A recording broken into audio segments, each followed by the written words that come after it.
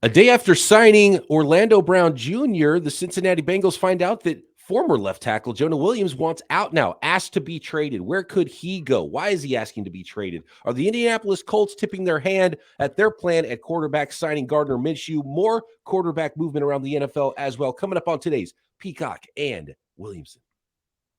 NFL analyst Brian Peacock and former NFL scout Matt Williamson bring you expert NFL analysis every day in less than 30 minutes. Get an inside look into the NFL on the field and in the front office. With elite breakdowns, next-level analysis, and in-depth information only for the real NFL fans. This is Peacock and Williamson, and it starts now.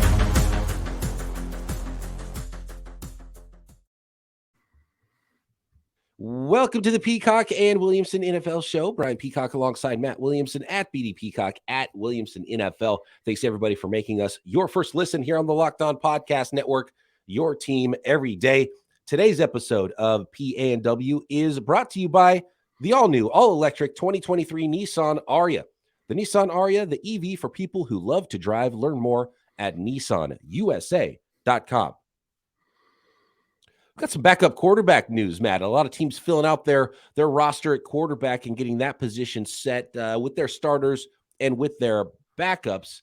We'll get to those movements in a moment. And I think that the Indianapolis Colts telling us what their plan is, and it shouldn't be too shocking what their plan is in the 2023 offseason. But first, the Cincinnati Bengals and longtime tackle now Jonah Williams has asked to be traded. And I don't think it's a coincidence that it's the day after the Cincinnati Bengals signed a new left tackle in Orlando Brown Jr. Is this just as easy as saying Jonah Williams thinks he's a left tackle, wants to play left tackle, wants to be on a new team to play left tackle? Yeah, I think it's noteworthy because whenever I mention, boy, they got Orlando Brown at a good price, I thought he'd be a lot higher paid than that. Now you can take Jonah Williams, move him to either guard spot or right tackle. Well, maybe Jonah's saying, nobody asked for that by me. I'm not cool with that. I just watched Orlando Brown complain with the division rivals in Baltimore that, hey, don't flop me between right and left. I'm one or the other, and I don't want to move. And I've put in 4 years now at left tackle. I think he's a little bit of an overrated player as well. But the other thing is, I just pulled up his contract information. He's making 12.6 this year, and then he's a UFA. So what would you get for a 1-year rental if you do trade him? Would it be a trade and extend for the other team? I mean, I think this is a bit of a blow for Cincinnati in that I think that they were trying to kill two birds with one signing, and really only just upgraded at left tackle if Williams is going to be leaving, because now it's going to open another hole, either at guard or right tackle. So that means he's playing on his 5th-year option this year, right? Going into year 5. That adds up. Yes, I assume they picked that up, right? Yeah, with the first round player. I assume the Cincinnati Bengals' initial response to that will be no, sorry. Yeah, I think that too. Trade request, and they try to make their offensive line better here, and I think a lot of people, even from pre-draft, had projected Jonah Williams to be not a left tackle potentially, right? That he could play. He was very much the Skoronski of the draft 5 years ago, basically. I'm saying the same thing, right? And he could be a great guard. He could be a great right tackle. He's had some injury problems as well. So I don't blame the Cincinnati Bengals for trying to get better and trying to move Jonah Williams off of left tackle.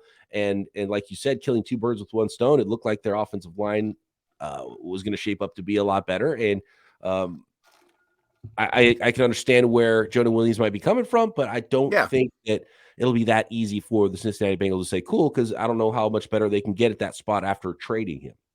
So Bengals. They don't get better by trading Jonah Williams, even though they wanted a different left tackle. Right, and there's not a lot of linemen out there just that you can plug and play. You're not going to swap them for an equal lineman. You'll get a 3rd-round pick for him or something along those lines. And if you're the Bengals, they still have a big chunk of cap space right now. They haven't signed Burrow. I mean, this is the last year that they can kind of go get anybody. So I think you look at it from a Bengals perspective of, hey, we've been close to a Super Bowl title the last couple of years. We're not trying to get rid of assets. We're trying to win it all this year, and then we're going to have to get frugal after that, to keep Burrow extended and all those things. Yeah, and the last part of it for Jonah Williams is, well, clearly it's looking like he's not going to want to sign another extension after this year anyway. Probably so maybe you do want to, at least listen to offers if you're the Bengals. Mm-hmm.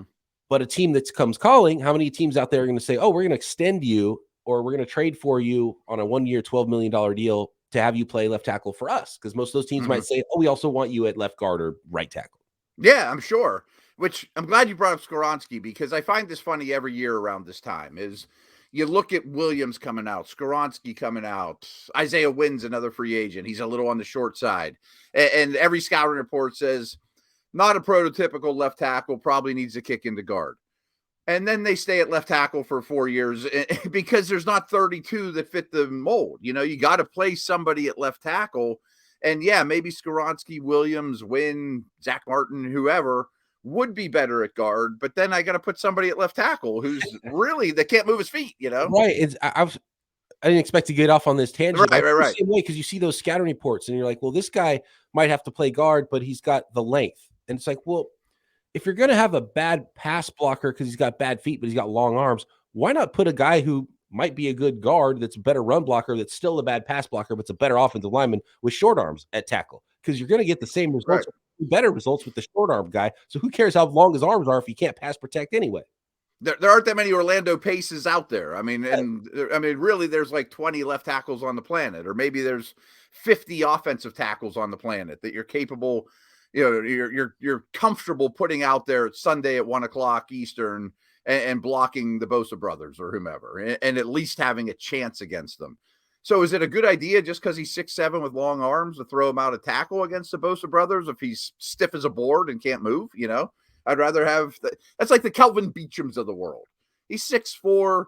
Everyone thought he'd be a guard. 13 years later, he's still playing left tackle because he could get the job done, you know? Yeah. I will say, though, I think Jonah Williams did hit that magic 33-inch arm length. Otherwise, he might have been like a second-round pick, or right. Yeah, Skoronski didn't hit it, so that right. Teams don't have the guts to put a guy under 33-inch arm length at offensive tackle in the NFL, which is pretty wild. And I understand it hurting your draft stock. You know, if I'm torn between the Georgia kid, Paris Johnson, Jones, Johnson, and Skoronski, okay, maybe he's third, but coaches don't think that way on game day. Like, I got to put 5 dudes out there no matter what. They don't let me play with 4. I don't want to play with 4. You know, like, I have to put a left tackle out there. Yeah, well, go look at drafthistory.com and go through all the first round picks and go through all the first round busts. And the guys that busted are the guys that had the arm length and had the size, and you thought they fit the height, weight, speed, but they weren't good football players. And then the ones that were short-armed but good football players played somewhere for a long time. Exactly. I mean, they're still safe. They understand the technique of the position, and offensive line is a very, very, very technique-oriented position. People just think you have to be big and mauling people, but it's not the way it works.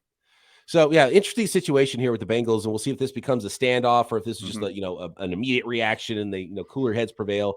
And Jonah Williams sticks around and finishes his contract with the Bengals before hitting free agency and making some money from a team and being a versatile offensive lineman somewhere. Or if he does get traded. And look, a lot of teams need a lot of offensive linemen, but the question becomes, okay, where's the team that wants to trade for Jonah Williams to be their left tackle? Does that match happen around the NFL? And, we don't have the time here, but if we went through all 32 teams, there might be a team or two that's willing to call and say, yeah, well, look, left tackle's hard to find.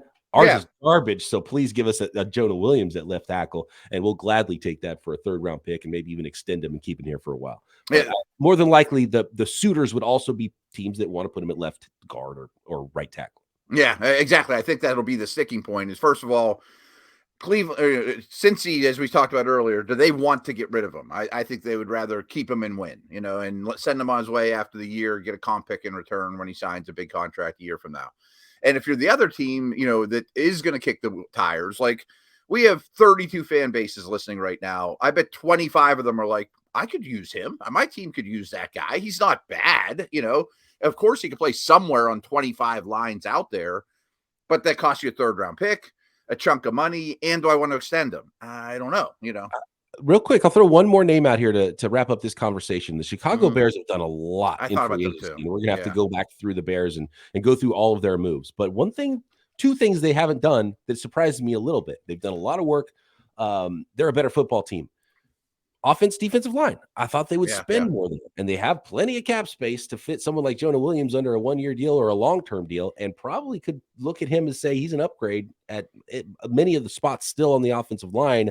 They did assuming he'll play a different position. Or even left tackle. Like maybe even left tackle, they right? could say, hey, well, at least for a year, we'll put you at left tackle, and then we'll see what's going on here. Because we might draft another tackle too. And but the Bears might be a little bit of a fit for Jonah Williams right now, because I think the Bears ran into some problems, like, going after Hargrave, and then the Niners call, and so Hargrave's like, well, I'm going to go with the Niners, not the Bears, and, so some of the top guys just kind of, they got outbid for Mike McGlinchey, didn't want to go to that price point. I can, not fault them for that. He goes to Denver instead of Chicago, so I think they could be in the market for one more big swing for a defensive or offensive lineman, or both, even before the draft. So Chicago Bears would be an interesting team for me there. Yeah, I couldn't agree more. And the conversation you'd want to have with Jonah is, will you only play left tackle for me? Or if I trade for you and then I use the 9th pick on the Ohio State kid, you're kicking the guard or you're going to the right side. If he's like, that's fine, as long as we have an extension in place, I'm cool with that. All right, well, then let's make the deal. Yeah, money talks, or it's like, whatever, bridges were burned. Would you rather play a different position for another team than a different position for the Bengals at this point? Maybe. Yeah. So, I mean, you have to have that conversation at least. But it's interesting. I mean, starting offensive linemen, let alone left tackles, don't become available very often. Gardner Minshew, Marcus Mariota, Drew Lock, a lot of backup quarterbacks getting new deals with new teams, in particular the Indianapolis Colts, I think, telling us what their plan is in the 2023 offseason next. Today's episode of Peacock and Williamson is brought to you by Built Bar and the Built Bar March Madness tournament that is now underway. The Built March Madness bracket is here. We know you love Built Bars. We know you have a favorite bar or puff, and now's your time to make it count. Go to BuiltMarchMadness.com to vote for your favorites. I'll be voting for the peanut butter flavors of the puffs, or of the bars. I know in the Williamson family, there's a big fan of puffs there, and Matt barely even gets a chance to eat the Built Bars when they show up on his doorstep. And when you make your vote for your favorite bar or puff at BuiltMarchMadness.com, you'll be entered into a drawing where 50 lucky listeners will get a free box of Built. And not only that, one Locked On listener will get a 12-month subscription to Built to have Built's best bars or puffs delivered monthly straight to your door. And you got to try Built Bars, by the way. Go to Built.com and find your favorite flavor right now and favorite variety. They're the best protein bar ever, high in protein, low in sugar, low in calories. That is the combination you're looking for, and just an unbelievable amount of flavors. And I don't really even know how they do it. So run to BuiltMarchMadness.com right now to vote for your favorite bar or puff and pick up a box while you're there. You can vote every day in March, so hop in and support your pick. Let's start with the Indianapolis Colts and the signing of Gardner Minshew. They've already released Matt Ryan at quarterback. It looks like Foles is going to be released as well. I don't know if that's been official yet, but Gardner Minshew is kind of the only guy there now at quarterback. Yeah. And that is the most obvious, clearest, stopgappy quarterback plan. The Colts are going to draft a quarterback. Is that going to be at 4? Is it going to be at 3? But the Colts are going to draft a quarterback. Do they like enough of those quarterbacks? Because I thought we had talked about it, and I think some other folks have been like, oh, maybe Lamar Jackson. I don't think this is the Lamar Jackson play. This is the we're going to draft a quarterback play. I tend to think so, too. I mean, I like Minshew. I think he's the 30th, the 35th best quarterback out there. I mean, he's obviously not the ideal starter. He's about as good a backup as you can get. I often call him the new Ryan Fitzpatrick. He's going to bounce around team to team, 1-year deals, probably start 70 games in his career, win 30 of them, and be relevant and be happy where he's at, and retire a multimillionaire and everyone's happy with it. Yeah, everyone loves the backup quarterback. Right. He's got the facial hair and the persona like Fitzpatrick. He'll come in, he'll have some disaster games, but he'll come in and have enough good games to where people are like, yay, we got Minshew. Yay, we got Fitzmagic, right? Yeah. So that's I got nothing to lose. Yeah, that's the career he's carving out. But you don't sign Gardner Minshew and like, cool, we're good at quarterback. So it's the most obvious situation here that they're going to draft a quarterback, and it was pretty obvious that was the path or the most likely path for the Indianapolis Colts. But I think this just goes to to show that's exactly what's happening, and probably an indicator that they're like, well, we know there's going to be 2 quarterbacks gone. We don't care. We still like another guy, and so Indianapolis Colts You can still throw that quarterback there in the mock drafts. I don't think they're going to be in the Lamar Jackson sweepstakes. And Matt, we haven't heard anything about Lamar Jackson too. Once the league year began, and I thought we'd hear something about some team sneaking in there and having conversations with Lamar. Maybe they're able to keep everything quiet because there's no agents talking, and maybe that could work out to Lamar's favor in some way. And all of a sudden we just hear, oh, there it is. A thing has been, there's no like, oh, they're talking. This is happening. This team's interested. It's just like, boom. The offer sheet signed. That'll be the story. It'll be that, and that's it. So maybe that's what we'll hear at some point one of these days when teams are comfortable in free agency enough to where they can have that offer sheet hanging in the wind for a week while the Baltimore Ravens decide on it. But it just doesn't feel like it's going to be the Indianapolis Colts, even though I thought that might be what the story could be this week. Yeah, I mean, Lamar has to be a topic of conversation. I'm done talking about Rodgers, but Lamar's a topic of conversation. I did think, it's Friday, we'd have at least some rumblings. This team's putting together an offer, blah, blah, blah. I mean, I guess the Colts, Falcons, Commanders still could, but they've all signed somebody. Heineke, Brissett, Minshew.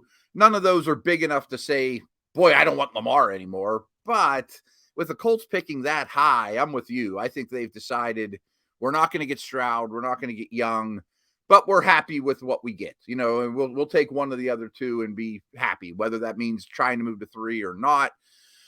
Just finding landing spots for Lamar right now is pretty hard to do. I mean, I tend to think he's probably going to be a Raven this year. It really feels that way. And it feels like the Ravens, the way they tagged him, the confidence that the Ravens had that there wasn't going to be a deal, because that was the disaster scenario for the Ravens, was that there was an offer sheet signed that they weren't able to match. And I just think that that's not going to happen. And I think other teams know that they don't want to do a deal that's so crazy, or can't afford to do a deal that's so crazy that the Ravens wouldn't match. So they're not even willing to try and do that negotiation for them. I brought up Washington time and time again, but going leading into this, because you'd only have to give up the 16th pick in next year's first, which probably is in the 20s. I mean, he'd be probably the best quarterback in the NFC. You should get to the playoffs, but their owner supposedly packing up his office and getting, how do you make a Lamar move when the owner's not even, he's like, I'm for sale sign. I'm out. I'm going to the beach. See it. I'm glad you brought up Washington, because the report today came out from Pro Football Talk here is that the Snyders have cleared out the Commanders facility, and there's a belief in the building that a sale is imminent. So Snyders are not even in the building right now. Right. So it makes it hard to make that big a move. Yeah, it's hard to make a move when there's no ownership to sign off on it, but maybe that changeover happens. The new owner says, what's the biggest slash I can do? Cool. Let's go. Lamar, great. Bring him up. Sign me up. Maybe. Real quick note on these other backups. I went and looked at all their contracts, and they're all 1-year deals. Minshew, Winston, who we didn't mention. Who were the other ones? Mariota to Philly, and Locke staying in Seattle. They're all 1-year deals, and they're all like $3 to $5 million, except for Winston. He's a 1-year, $8 million deal, which I wonder if New Orleans is looking at that like, man, we overspent on that one. Go ahead. You were about to say, shocked that these quarterbacks, because they got less than Trubisky got last year. I know. I would take a lot of these guys over Mitch Trubisky, or at least, Mariota, I would think would command more money. Minshew's good, Yeah. And Darnold, 1 year, 4.5. Minshew, 1 year, 3.5. Baker Mayfield, 1 year, $4 million. Drew Lock, 1 year, $4 million. Phillip Walker, 2 years, $5 million. Marcus Mariota, 1 year, $5 million with the Philadelphia Eagles, which was surprising. I didn't expect the Eagles to, they lost Minshew and they went in and went for Mariota. I think that was a great fit for them. But I'm surprised Mariota wasn't able to get a stopgappy type of a deal for a team that at least had a better shot to get onto the field than the Philadelphia Eagles. But 1 year, $5 million there. So, none of these backups. 2 years, $8 million for Mike White. But Jacoby Brissett's probably the one that got what we'd seen from backup quarterbacks, the high-end backups in recent years. 1 year, $8 million, but we've seen $8 to $10 million for a while for backup quarterbacks, and there's just no market for them this year, which is pretty wild. It is really wild. And I'll be honest, I mean, just pulling back the curtain, there were some things in free agency that I flat out predicted wrong. I thought Orlando Brown would get massively overpaid. I thought these corners would make a lot more than they did. And frankly, I thought backup quarterbacks of this nature that have started games, that were first overall picks, second overall picks, a decent track record of being a strong backup. After we saw nearly 70 quarterbacks start last year, I thought these guys would be a lot more coveted. The people would look at a backup quarterback and think, man, I better drop 8 to 10 million on a guy and maybe even have him for a couple of years. By the way, so Brissett to Washington was the team there. We didn't say the teams for a lot of these. Right. A lot of movement. Your head starts spinning when you look at these players. Him and Baker might start, though. The one that stands out is Baker Mayfield, because he might start and he still only got 1 year, $4 million. Yeah, that one's got a bit of an outlier, too. Like Brissett, if I'm him coming off, he had the best year of all of them, too. Of all those guys we talked about. He played well for the Browns, so his stock's higher than those guys. But Brissett and Baker, they're probably opening day starters. Not 100%. They're almost in identical situations where you want the young guy to win, but can you trust Howell or Trask at this point? I don't. At least Howell did a little something last year where there's some hope there, and they would love for that to be the case. But yeah, you're right. Is there a rookie that gets thrown into the mix for either one of those teams as well? So, a lot of new backup quarterbacks on a lot of new teams. Jimmy Garoppolo, there was a bit of a scare with the Raiders yesterday. He was scheduled to have a press conference and kind of didn't show up for it. And it was really? scheduled for today.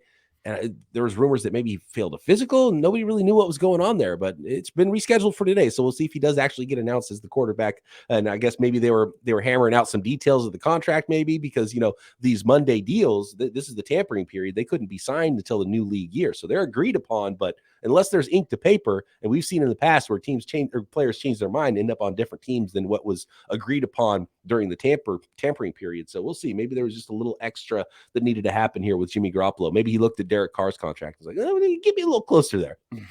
That is interesting. And just pulled up the quarterback contracts real quick. Andy Dalton and Jared Stidham are two others that changed teams for same neighborhood, 2 years, 11, 2 years, 10. And you're right. I didn't realize that about Jimmy, but every year there is at least a guy that fails a physical or backs out at the last minute. And we haven't gotten that yet. The team officially announces the guy well after a day or two after we know they're going there, because they got to give him the building, they got to give him a physical, and then they officially announce it. And nobody's kind of gone back on the deal yet, that I'm aware of. I want to talk about a team that we haven't spent a lot of time on this offseason, Matt, and it is the Detroit Lions next. What they've done, but more specifically, what a listener said to us about the Detroit Lions next. Today's episode of Peacock and Williamson is brought to you by FanDuel, America's #1 sports book. And wow, the tournament is upon us, and there is a million ways you can get involved and have fun with the tournament at FanDuel, America's #1 sports book. And now is the perfect time for new customers to get a no sweat first bet up to $1,000. That's bonus bets back if your first bet doesn't win.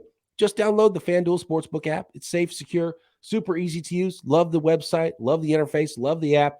Then you can bet on everything from money line to point scores to threes drained. Bet on your favorite school to upset one of the big dogs in the tournament. And NBA season getting close to the finals. Major League Baseball is going to be going every day all summer long. Plus, FanDuel even lets you combine your bets for a chance at a bigger payout with a same game parlay. So don't miss the chance to get your no sweat first bet up to $1,000 in bonus bets when you go to FanDuel.com/lockedon.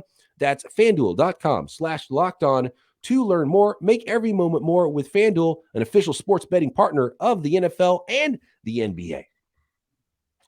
Okay, Matt, Detroit Lions. I want to go to one of our listeners here and pull up the tweet. It is from John. He says, I love at Williamson NFL saying, quote, this might be the last year the Lions pick in the top 10 for a while. End quote. He says, that might be humorous 10 years from now. Who knows? But it was. Yeah. He says, that's not how the Lions football, but they'll be back in the top 10 within 3 seasons. We don't get nice NFL things in Detroit. This is from a Lions fan, by the way. Right. And he says, we don't get nice things in Detroit. And when we do, we break them. What are your thoughts? Is this the end? Is this truly the end for the Detroit Lions picking in the top 10? By the way, that's not their pick. That's a good point too. Right. They did not earn a top 10 pick. They were actually the team, the non-playoff team with the highest pick, the latest pick. So they had the best record after the tiebreakers and all of all the non-playoff teams. So, hey, that's progress. I might regret it. I mean, I like what they're doing. I love that they have an O-line. I love their weaponry. Am I sold that Goff is a above the line starter? Kinda, but I mean, could he crash and burn? Absolutely. I would be very much in the market for a quarterback this year if I were them. Maybe even a guy like Hooker from Tennessee. But are they out of the woods yet? I'm not going to say yes on that. I really like where they're going. I love that they play in what looks like a worse and worse division in a terrible conference. So are they going to be a top 7 team in the NFC? I bet I will say yes when it's all said and done. But I'm looking at their offseason moves. I'm a little troubled by them. I mean, the Cam Sutton move, and I'm partial because he's a Steeler and I watched every one of his snaps, is one of my favorite moves of any team made. I think the Mosley one that you're more familiar with is fine. Go get corners. But yeah, Alec I love the Mosley deal real quick because okay. he's a legit starting cornerback. I thought he was about ready to cash in, $12, $15 million per year range at corner, but he tore his ACL in October. I thought that's, so it actually opened the door. I thought, oh, maybe the Niners can get him back on a 1-year prove-it deal because he's coming off an ACL, which is exactly what he signed, but he still ended up with the Detroit Lions on a 1-year, $6 million contract. He's going to get more money next year if he does stay healthy and he's able to play this year. I think that was a really smart move, one of the smartest moves in free agents, to be honest, because he's a really good player, and as is Cam Sutton. So they got better at cornerback, and they didn't really have to break the bank for it. I don't like any of the other moves all that much, though. I mean, to be honest, I mean, I was shocked how little the off-the-ball linebackers that aren't Tremaine Edmonds made, and you're giving Alex Anzalone 3 years for almost $19 million. I mean, he was like the worst of the starters out there. Like, I thought he was a $2 million a year type of guy. And I know they love him and stuff and all that. And, John Kaminsky and Isaiah Buggs and even David Montgomery, I mean, I would have liked a little more splash outside the corner signings. We talked about how there was, maybe some offensive linemen. I think, Orlando Brown didn't get paid as much as we thought. McGlinchey probably did get more, and he was one of the top signings of the offseason. A lot of defensive linemen, even tier 2 defensive linemen, made a lot of money, but linebacker was the one position that I thought teams spent on more than I expected. Backup quarterbacks didn't get as much. Yeah. So, interesting how that worked. And how about just the swap of Jamal Williams for David Montgomery? They spent more on bringing in Montgomery from the Chicago Bears, who they've seen a lot of recently, and they let Jamal Williams go to the New Orleans Saints. They ended up paying, they're both 3-year contracts, but they paid $6 million per year for David Montgomery, whereas Jamal Williams got $4 million per year. Is Montgomery that much better than the known quantity in Jamal Williams? I don't know. I mean, remember when Williams was a Packer, anyone that had Aaron Jones on their fantasy team hated Jamal Williams because he's out there in passing situations and he's good in protection and he gets all the touchdowns, as we saw from Detroit last year. But I think Montgomery's the better player.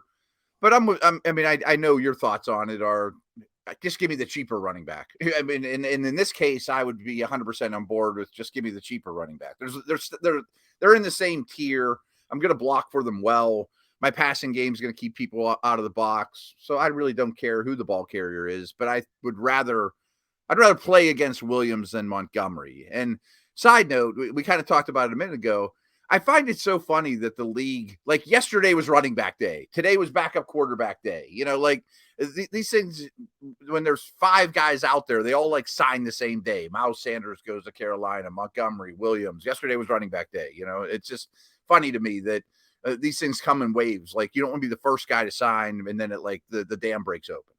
Yeah, you're not getting great offers. You're Mariota, and you're like, I'm getting kind of $5 million. I feel like that could be more. And you're waiting, and then someone else signs for $5 million. You're like, I guess that's the market. Okay, I'll sign. Better take it. Yeah. Oh, locks are right up. There's the chairs are filling. I better take them quick. But it's funny how they happen in waves. So speaking of, we talked about this with the Colts. What about the Lions? Are they tipping their hand at pick 6 that they're not drafting a corner? Because usually you attack needs in free agency, so that frees you up to go best player available in the draft. There is a cornerback on almost every mock draft going to the Detroit Lions at 6. Are they signaling to us that maybe they're going in a different direction? Maybe it is quarterback for the ones there.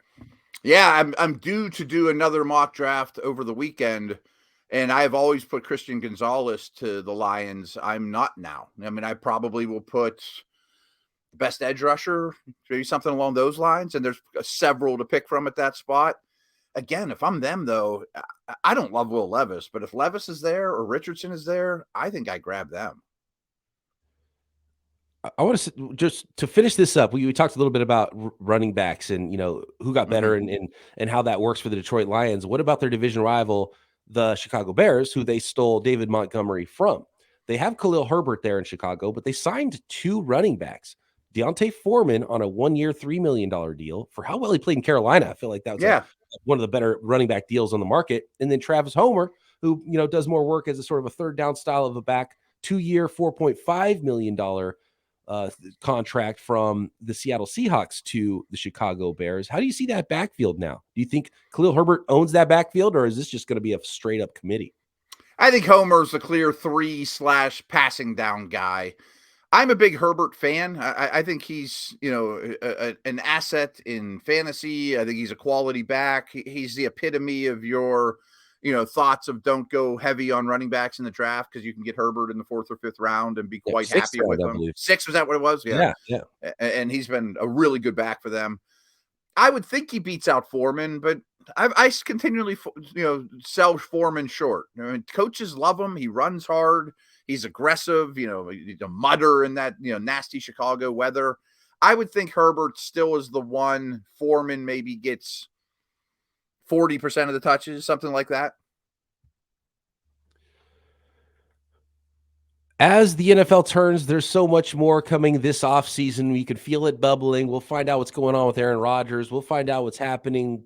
Maybe, who knows? It might go through the summer, actually, with both storylines, with Lamar Jackson and Aaron Rodgers. But when it happens, we'll have it covered for you. NFL draft. We've got mock draft Mondays coming. We've got positional rankings coming, more free agent signings, and I'm sure some trades we don't see coming as well. Thanks for making us your first listen on the Locked On Podcast Network. Make sure you check out Locked On NFL Scouting with the draft dudes, Kyle Krabs and Joe Marino, Locked On NFL Draft. And don't forget, your team is covered right here on the Locked On Podcast Network. Matt and I back Monday. Peacock and Williamson.